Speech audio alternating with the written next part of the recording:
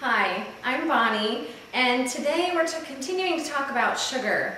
And sugar is a really big deal in our diets now because it's the main source of where we're getting the extra calories and the added weight and inches for our kids and for ourselves. So we're talking about a sugar spectrum here of some things that you can do to substitute for healthier sugars in your recipes at home. Maybe as you're looking for food products out in the store, some different things that you can look for to know, okay, is this a healthier sweetener? One that's a little bit better than, maybe the more refined stuff. So hopefully this will help you settle it out a little bit. So I have set up a sugar spectrum, and starting over here with the more refined, less natural forms of sugar. And then as we move this way, it's into the more natural forms of sweeteners, all the way to your best, being just real fruit and real food to sweeten stuff. So let me start by talking a little bit about sugar in itself isn't, sweeteners aren't in themselves a bad thing. There's a lot of our foods that have natural sweeteners in them already. And I just learned recently that actually if we were to take the sugar cane right out of the field and we were to take it right off, the plant and just gnaw on a piece of sugar cane, we could do that all day long and have no cavities and no adverse effects. In fact, our teeth would be great. But we can't do that, unfortunately, because of a lot of bacteria and stuff. We don't always get those live enzymes from the sugar cane like we really are supposed to. So what sugar has happened to sugar is it's gotten more and more refined, and that's where you get further and further away from the nutritional benefits of added sweeteners or sweeteners in your food. So our goal as a family is to go towards what's more and more natural. More and more of the natural sweeteners that are less and less refined as much as possible to sweeten our foods. Okay, so on this side we have, starting with artificial sweeteners. Artificial sweeteners are artificial, and so as a result they have no nutritional benefit at all.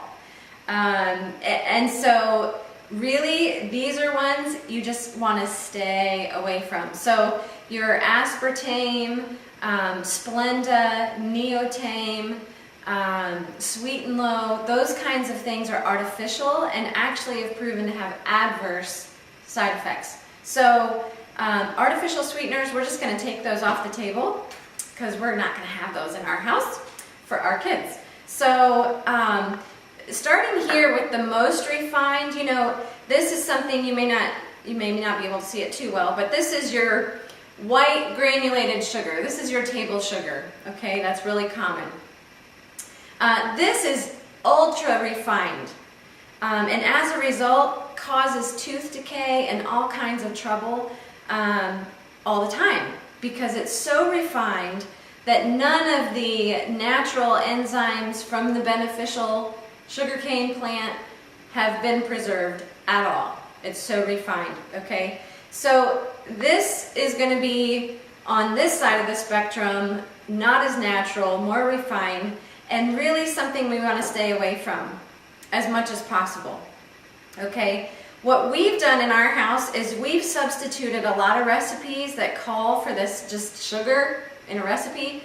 We've substituted with one of the healthier, more natural options, and most of the time you can't even taste the difference. In fact, it doesn't leave that filmy, sugary aftertaste, actually. It even tastes better. So we try to limit our intake of this white stuff that causes all other kinds of problems. So this one, even your brown sugar, this is not brown sugar necessarily. This is called sucanat.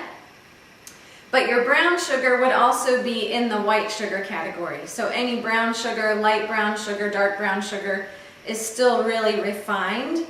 Even though they've left a little bit of the molasses coloring in there, it's still really refined. Sucanat is a step toward the more natural stuff. Actually comes from the sugarcane plant. This would not be your natural brown sugar. It's actually called sucanat. So if you're interested, you can Google that and see more of what that is. But we use that a lot in recipes, and so that's a better substitute than the white or brown sugars. Okay.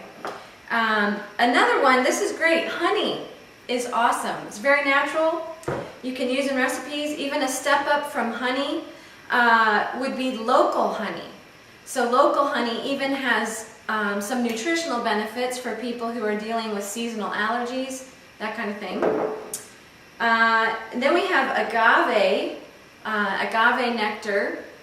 You can actually use less of this because it's sweeter per serving than some of these other things, and so you actually use less to sweeten your foods, and it actually has some nutritional benefit to it. It's got some fiber and calcium in this one. Then you have, your Sweetleaf Stevia, which is come on the scene a little recently here. And so that comes from a plant, and so far, it's been really good and can be a good sweetener. And again, you use just a tiny, tiny bit to sweeten your stuff. Blackstrap unsulfured molasses. This is very natural. I use it a lot in baking with breads and that kind of thing. And so this is great. Still has some nutritional benefit to it. And then of course you get over to your fruit. And this is really the form of sugar that we want to be giving our kids on a regular basis, is just from plain old fruit. You can use, mashed up bananas in muffin recipes, bread recipes to sweeten, and you can lower the amount of sugar you're putting in things by adding some fruit to the recipe, or just using fruit by itself to sweeten different things is a great idea.